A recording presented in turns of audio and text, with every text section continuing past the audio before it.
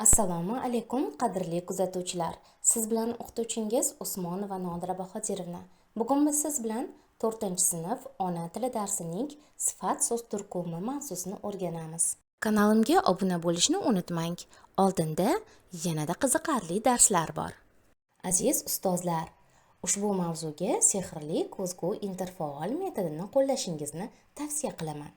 Sehrli ko'zgu har bir o'quvchining ichki dunyosiga mehr bilan kirib boradigan ijobiy ta'riflar orqali uni baholashga o'rgatuvchi usuldir. O'quvchi dars davomida sehrli ko'zgu oldiga chiqadi va o'zini ta'riflash uchun savol beradi. Masalan, men sehrli ko'zgu oldidaman. Men qandayman deydi o'quvchi. Sinfdoshlari esa unga javoban: sen chiroylisan, zukkosan, mehribonsan, tirishqoq o'quvchisan kabi sifat so'z turkumlaridan foydalanib javob qaytaradilar. 5-mashq. Matnni o'qing. Viktoriya sharsharasi matnini birgalikda o'qiymiz. Dunyoda ajoyib voqea hodisalar bor. Viktoriya sharsharasi eng katta sharsharalardan biridir. Bu sharshara Zanbern kanali bo'ylab oquvchi zilol suvdan hosil bo'ladi. Uning tabiiy go'zalligi va o'ynoqligini tasvirlashga so'z ojiz. Atrof shunday ko'rkamki, qishin yozin ko'm-ko'k o'tlar va butalar sharshara husniga husn qo'shib turadi. Suv balandlikdan shiddat bilan pastga oqadi.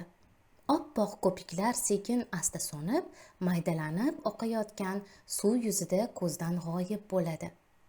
Bu suv uzoq-uzoqlarga hayot olib boradi. Ushbu matnimiz bolalar ensiklopediyasidan olingan ekan. Darhaqiqat, Viktoriya sharsharasi dunyodagi eng mashhur sharsharalardan biridir. Texnik jihatdan eng baland yoki eng keng bo'lmasa-da, suv hajmiga ko'ra u dunyodagi eng katta sharshara hisoblanadi. Uning kengligi 1708 metr bo'lib, eng baland nuqtasi 108 metr. Zimbabve va Zambiya o'rtasidagi Zambezi daryosida joylashgan mazkur sharshara mahalliy tilda gumburlagan tutun deb ham ataladi.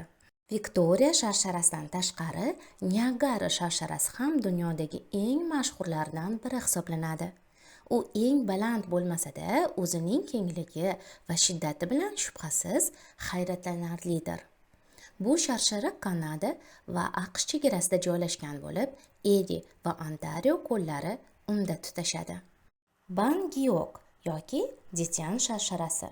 Xitoy va Vyetnam chegarasida joylashgan Bangiyok sharsharasi Osiyodagi eng katta sharsharalardan biri hisoblanadi. Bu sharsharani ikki mamlakatni ajratib turuvchi Quayshon daryosi oziqlantiradi. Detyan yoki Bangiyok deb ataluvchi bu sharshara ayniqsa yomg'irli mavsumda dunyodagi eng go'zal sharsharalar qatoriga kiradi. Kayetur sharsharasi. Gayanadagi Kayetur dunyodagi eng shiddatli sharsharalardan biridir. Uning balandligi 226 metr, kengligi esa yomg'ir mavsumida 100 metrgacha yetadi.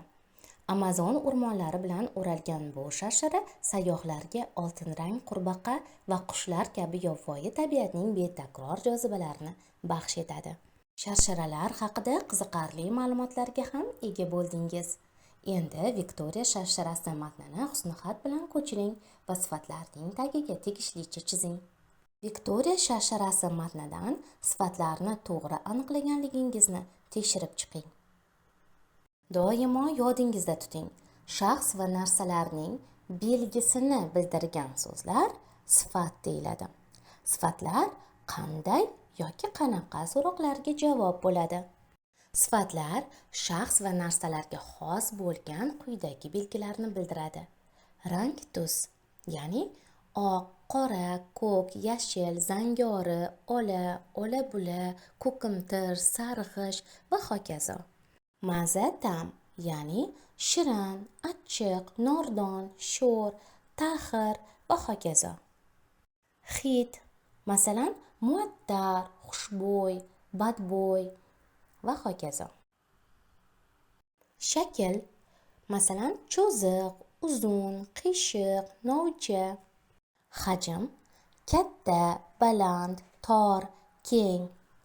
Xil xususiyat bo'yicha, ya'ni Yangi, eski, qadimiy, tarixiy, yaxshi, yomon, ijobiy, salbiy, sho'x, chaqqon, muloyim, sezgir va hokazo. Sifat so'z turkumi otga bog'lanib, gapda ikkinchi darajali bo'lak vazifasini bajaradi. 6 mashqda berilgan matnni birgalikda o'qiymiz. Qor yog'yapti. Daraxtlar oq libosga burkangan. Bolalarning beg'ubor qalbi daryoday to'lib toshyapti. Ular oppoq qor uchqunlari tomon talpinishyapti.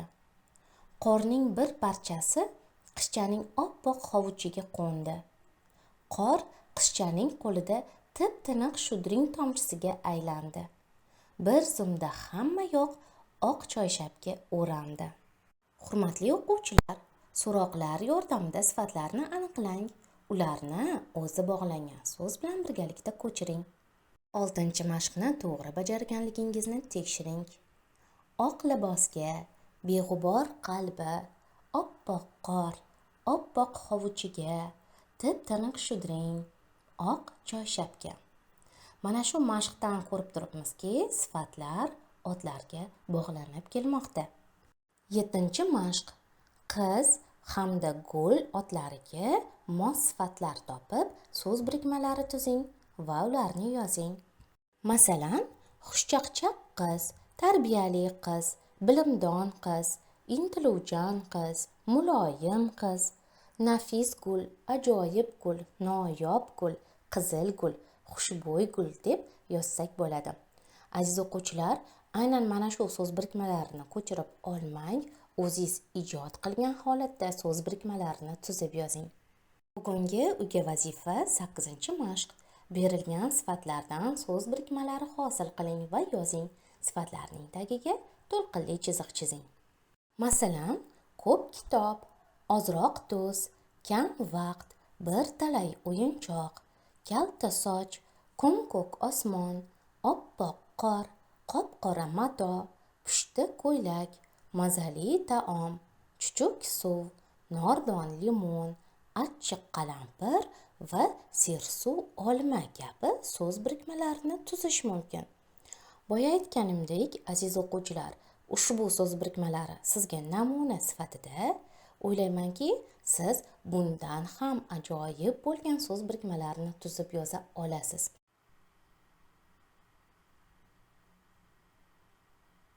Aziz o'quvchilar, bugun biz siz bilan sifat so'z turkumi haqida gaplashdik. Sifat so'z turkumiga tegishli qoidani tushungan holatda yodingizda saqlang. Kelgusi darslarda ko'rishguncha sog' omon bo'ling.